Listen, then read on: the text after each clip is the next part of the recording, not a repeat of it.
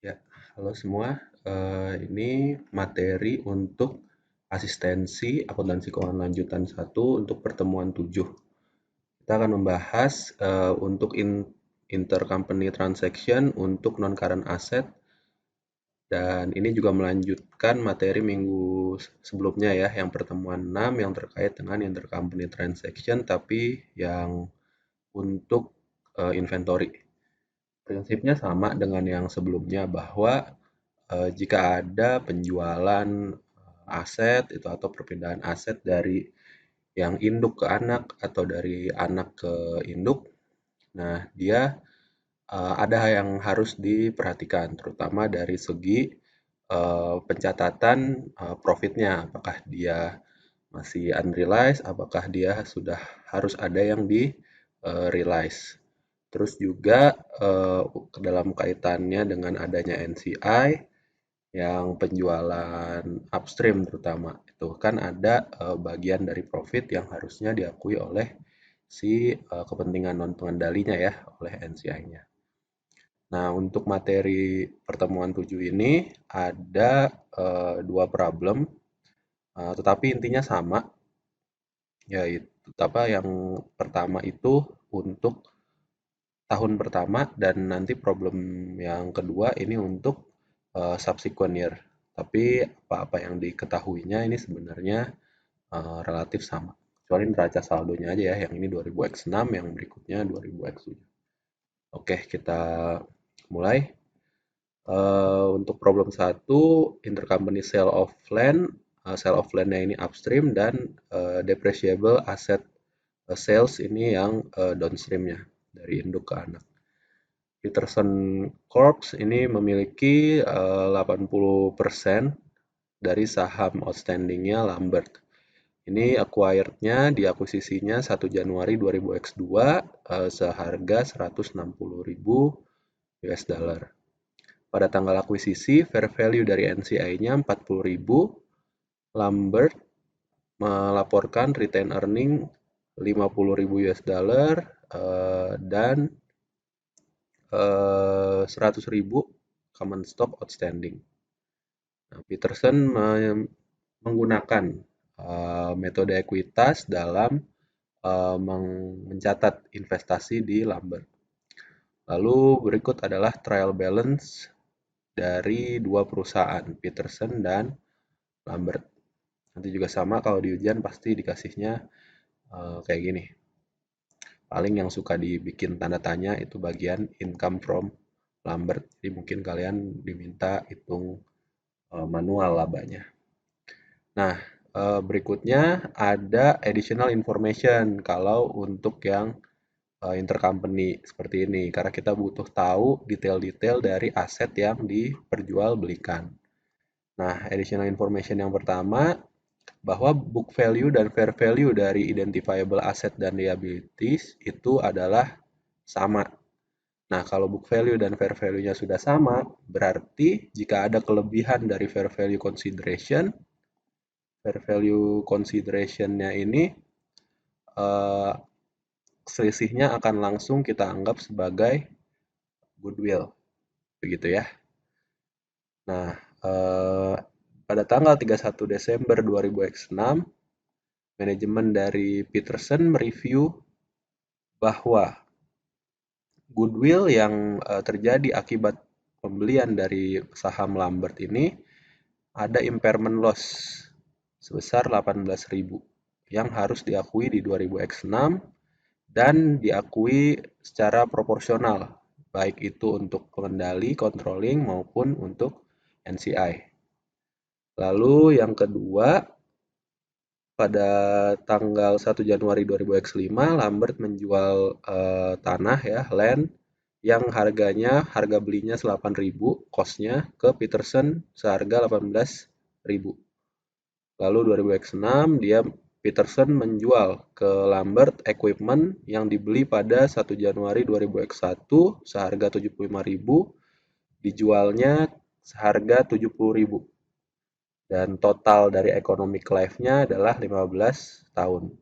Kedua perusahaan menggunakan straight line untuk mencatat depresiasinya. Lalu yang keempat ini masalah hutang piutang ya. Jadi antar Peterson dan Lambert itu punya utang piutang $7.000.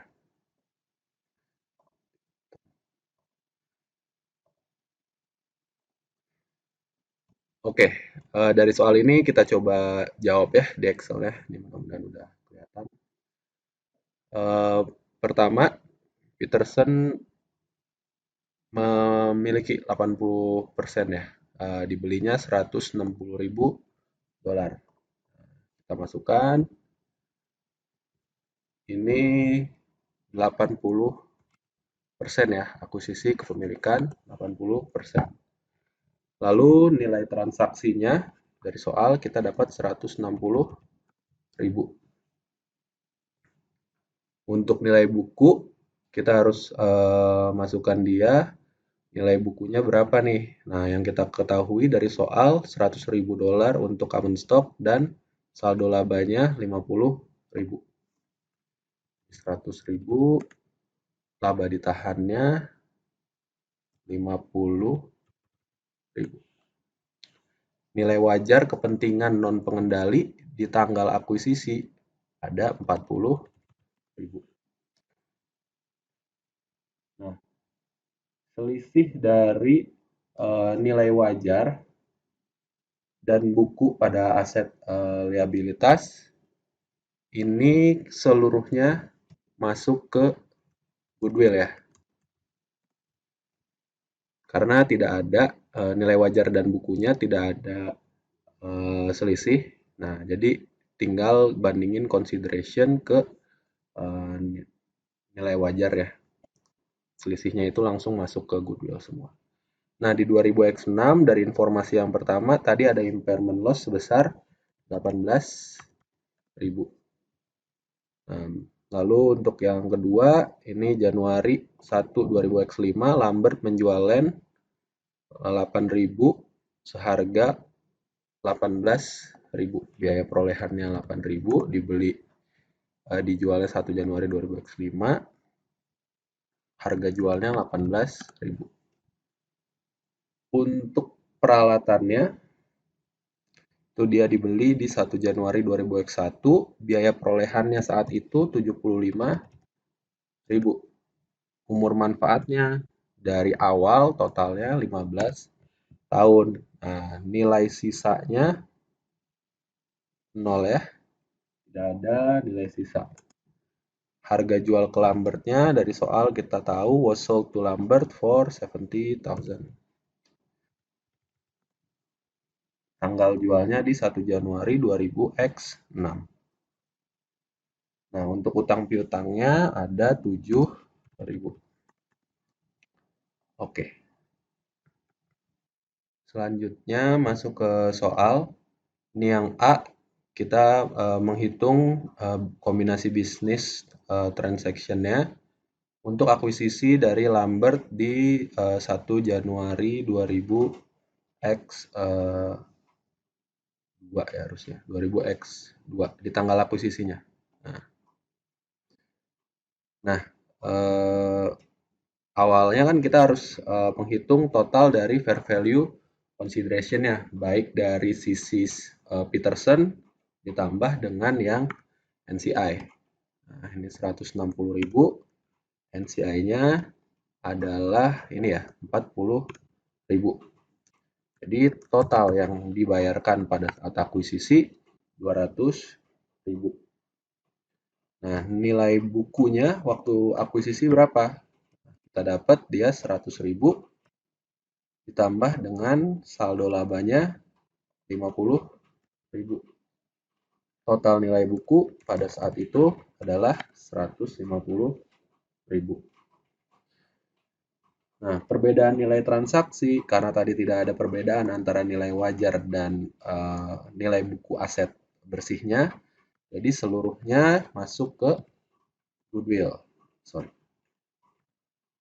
200.000 dikurangi 150.000.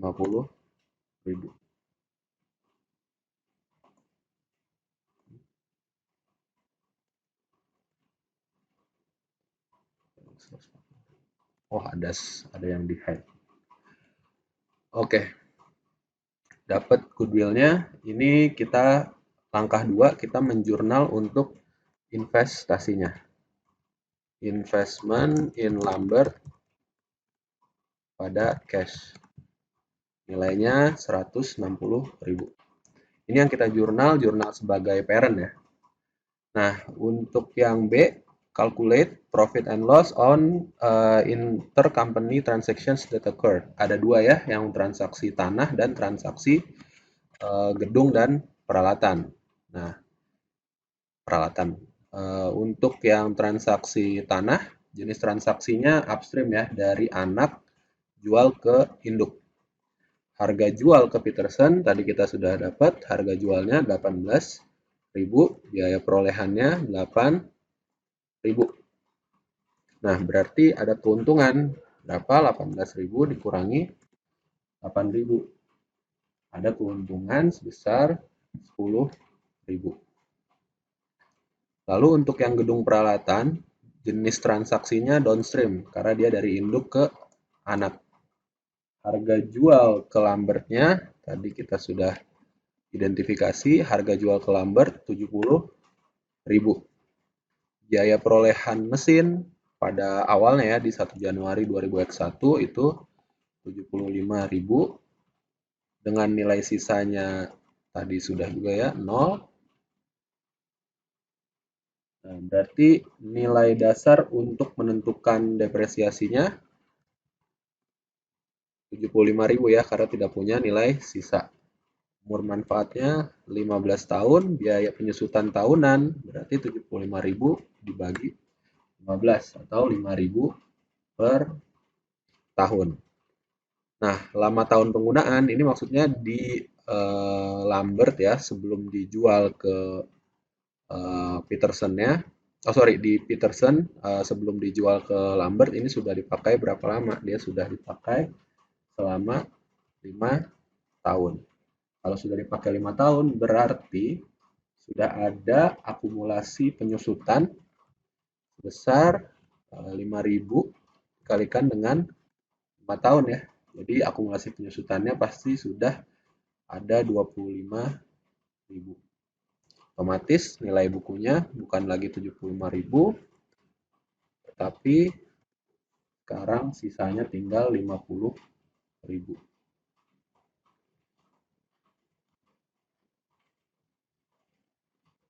Nah, ada profit berapa jadinya untuk yang ini?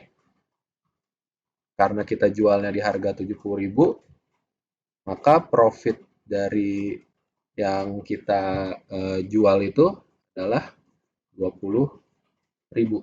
Nah, nanti 20.000 ini akan jadi items penyesuaian laba bersih dari anak usaha.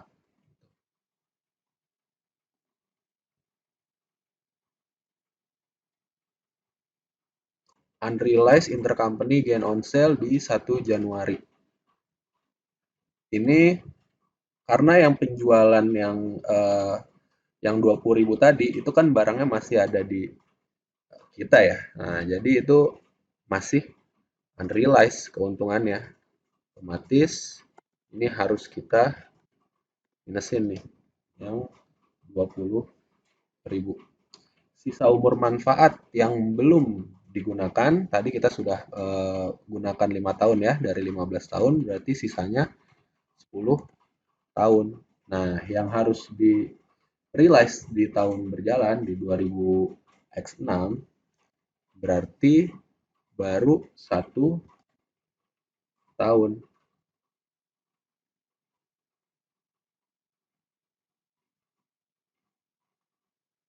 Yaitu 2.000.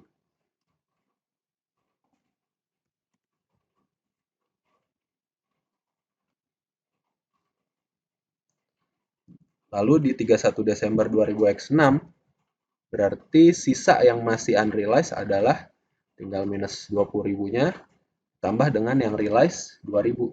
Masih ada saldo sisa unrealized intercompany gain on sale-nya minus 18.000. Sorry, ini berarti nggak perlu di minusin lagi ya.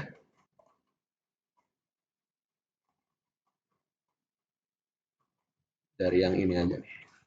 Dari yang 20.000 tadi total kita kurangin dengan yang realize 18.000. Oke, yang berikutnya pertanyaan yang C, hitunglah amortisasi dari diferensial pada tahun 2000X6 dan berapa diferensial pada 31 Desember 2000X6. Nah, hasil goodwill kita biasa ya ngerjainnya dari kanan dulu kalau ada persamaan. Goodwill-nya ada 50.000 dari transaksi yang sebelumnya. Ini jatahnya Peterson 80% dikalikan dengan 50.000 dan untuk yang NCI 20% dikalikan dengan 50.000. Amortisasi dari goodwill-nya berapa? Nah, info dari nomor 2 ini ada amortisasi, di yang nomor 1, di yang bawah ada amortisasi sebesar 18.000 minus 18.000 ya. Nah, 80%-nya 14.400, 20%-nya 3.600. Berarti diferensial yang di hold oleh Peterson tersisa 25.600 dan yang NCI 6.400. Kenapa kita hitungnya seperti ini? Karena menurut manajemennya ini harus diproporsionalkan baik untuk controlling dan non-controlling shareholders-nya. Nah, berikutnya berapa profit untuk NCI di 2000X6? Laba bersih untuk NCI. Nah, ini perhitungannya. Tinggal kita rearrange dari yang neraca saldo tadi, mendapatkan sales, COGS, gross profit ya, ini untuk bukunya anak. Nah, tapi jangan lupa sebelum mendapatkan adjusted net income, itu ada yang harus kita sesuaikan dulu. Nah, ini salah satunya unrealized intercompany gain on sale, ini untuk yang upstream. Ada add untuk yang realized intercompany gain on sale dan pengurangan dari amortization expense of differential. Nah, yang diferensialnya ini menjadi pengurang yang tadi ya, yang minus 18.000. Nah, net income-nya kan total 32.000. Dari 32.000 ini yang menjadi bagiannya NCI adalah 20% sesuai kepemilikannya. Jadi NCI profit and loss-nya mendapatkan profit 6.400. Untuk jawaban yang E, buatlah jurnal untuk transaksi metode ekuitas dari investment di Lambert selama tahun 2000X6. Seperti biasa, jurnal yang harus dicatat kalau metode ekuitas pasti ada pengakuan laba, lalu mengakui dividen. Nah, tambahannya di intercompany ini kita harus ada juga pengakuan untuk yang unrealized profit dan realized profit. Pertama, untuk labanya dulu ya, investment in Lambert pada income from Lambert.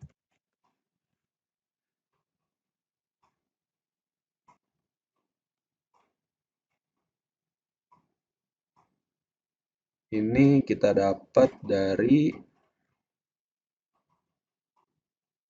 labanya tadi ya, 50.000 ini dikalikan dengan Lambert itu punya 80%. Lalu dividennya kita mencatatkan di soal akunnya adalah cash ya. Oke, kita catat cash pada investment in Lambert. Ini 80% dikalikan dengan total dividen yang diumumkannya 5.000. Berarti ada 4 Lalu untuk pengakuan unrealized downstream profit-nya, income from lumber pada investment in lumber. Nilainya sesuai yang tadi ya, yang di sini unrealized intercompany gain ini ya. Nilainya yang 20.000. Masih unrealized. Lalu kita mencatat jurnal pengakuan realized downstream profit-nya. Tinggal dibalik aja yang atasnya. Kan yang atas masih unrealized. Yang ini pas kita realize, tinggal kita balik investment in lumber pada income from lumber. Berapa? Nah, tadi 20.000, yang sekarang kita akui baru yang 2.000.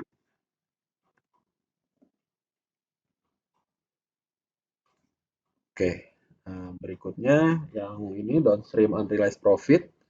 Totalnya awalnya 20.000 Peterson ya. Jatahnya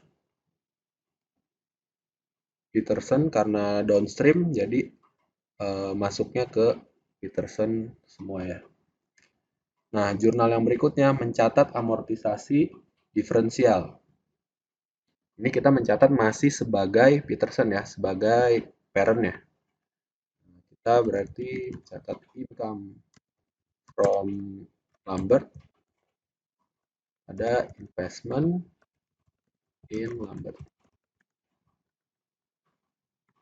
Nilainya berapa? Nah, bagian kita dari amortisasi yang 18.000 hanya 14.400. Ini kita positifkan ya. Jangan dicatat semua karena kita hanya mencatat sebagai parent-nya. Oke, berikutnya yang F, buatlah semua jurnal eliminasi yang dibutuhkan sebelum membuat laporan keuangan konsolidasi 2000X6.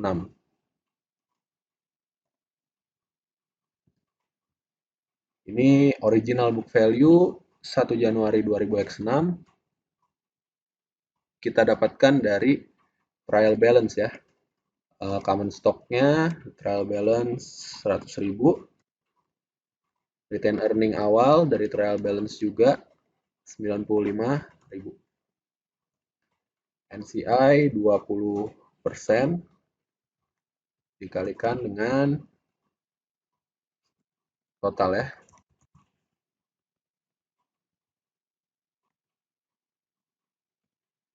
Ini 80% dikalikan dengan total.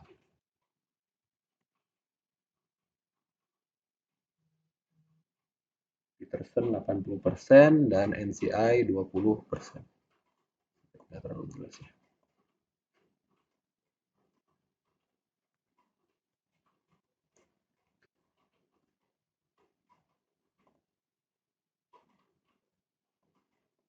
Oke.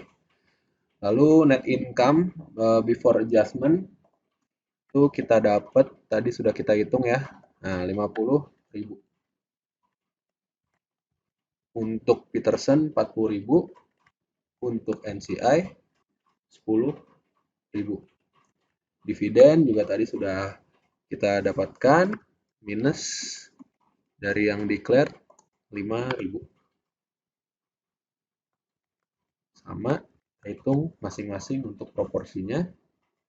Nah, ending book value-nya adalah yang di balance ya, di kiri 240, di kanan 240.000. Untuk adjustment item yang unrealized profit intercompany upstream tidak ada, realized profit untuk yang intercompany upstream juga tidak ada. Ini masih 0. Ini berarti kita sum saja.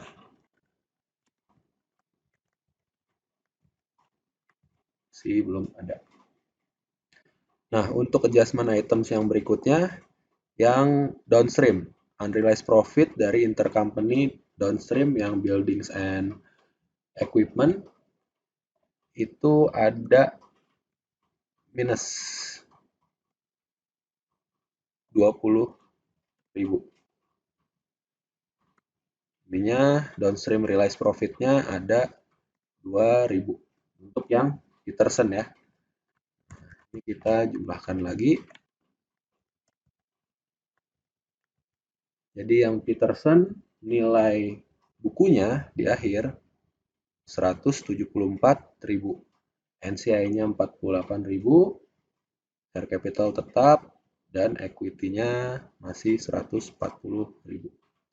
Dari persamaan ini yang kita sudah hitung, kita bisa membuat jurnal eliminasinya.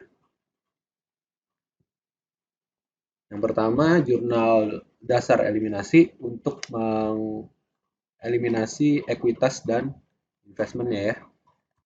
Share capital, RE, retain earnings, income from lumber, NCI in profit and loss. Lalu dividen in declare, investment in lumber, dan NCI di balance sheet.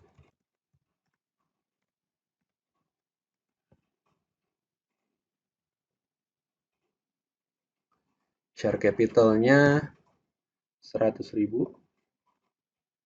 retain earningnya 95.000,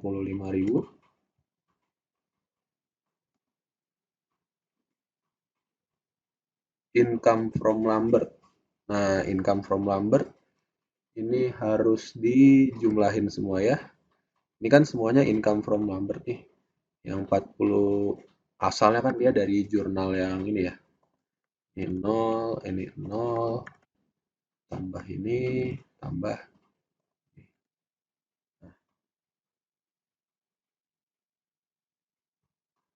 NCI di profit and loss sama, berarti ini 10.000 ditambah yang ini ya, 0, ditambah 0, ditambah 0, ditambah 0.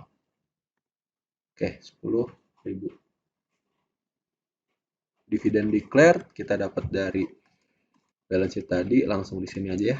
Dividennya 5.000. Investment in lumber, nah kita udah dapat 174.000 dan NCI di balance sheet-nya 48.000. Jurnal berikutnya excess value dari aset dan liabilitas.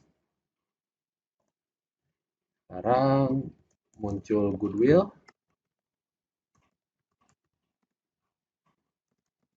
Pada investment in lumber dan NCI in balance sheet.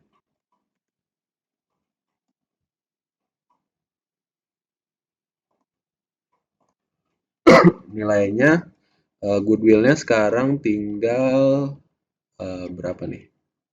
Ini ya, 25.000.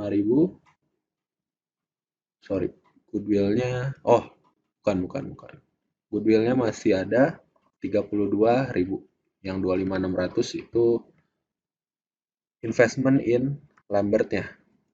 Nah, investment in lumber kan ada tambahan karena tadi investasi di awalnya lebih tinggi dari nilai wajar asetnya. Nah, ini kita tutup di eliminasinya. NCI-nya 6.400. Berikutnya jurnal untuk mengamortisasi excess value dari reclassification tahun berjalan. Ini yang terkait dengan amortisasi goodwill-nya. Nah, karena ada amortisasi goodwill, berarti kita harus menjurnal impairment loss. Impairment loss ada income from anaknya itu lumber ya.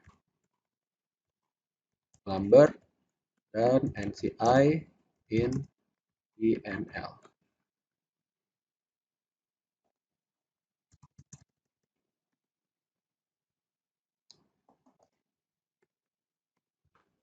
Oke, impairment loss-nya tadi sudah kita hitung. Ada 18.000. Ini supaya langsung positif ya. 18.000. Income from Lambert-nya 14.400. Dan yang NCI-nya 3.600. Berikutnya untuk mengeliminasi gain on sale of land. Jurnalnya investment in Lambert. Lalu ada NCI in balance sheet dan land-nya. Karena land-nya sekarang sudah dijual ya. 10.000. Investment in Lambert 80%-nya 8.000 dan NCI 20%-nya 2.000. Ini dari yang 10.000 keuntungan land tadi ya, sebenarnya daripada nyari ke atas. Nah, berikutnya untuk gain on sale dari equipment. Equipment, gain on sale equipment, dan accumulated depreciation equipment.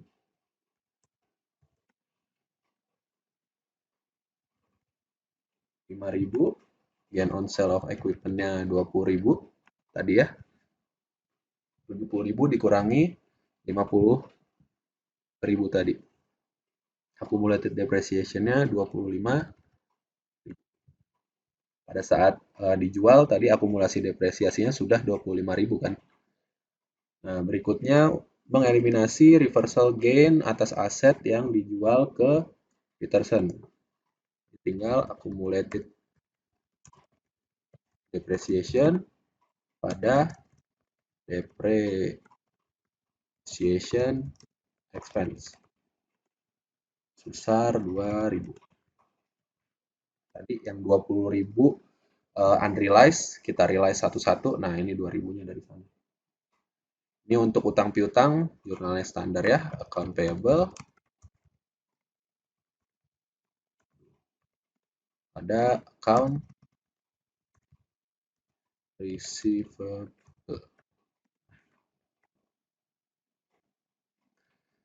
Oke, dari jurnal-jurnal yang ini, warnanya udah disesuaikan ya. Tinggal dimasukin seluruhnya, misalnya share capital, retained earnings, ini masuk ke masing-masing akun-akun mereka ya, ke share capital, common stock, di debit. Nah, intinya harus berurutan dari ngerjain yang di laporan laba rugi dulu, nanti hasilnya pindah ke net income-nya. Nah, nanti hasil yang ending balance ini RE pindah ke yang retained earnings-nya. Oke, itu untuk yang problem 1.